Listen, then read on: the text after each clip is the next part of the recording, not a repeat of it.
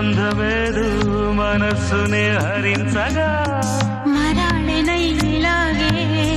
మరీ మరీ నటించనా విహారినై వాడే తిరి భువి స్పృశించనా గ్రహములు పాడిన పల్లవికి జాబిలి ఊగెనులే కొమ్మలు తాకిన మరికే కోయిల పుట్టెనులే ఒక సౌఖ్యం తనవంతా చలదేవి క్షణాలలో అందాలలో అహో మహోదయం భూలోకమే నవోదయం నీలాకాశం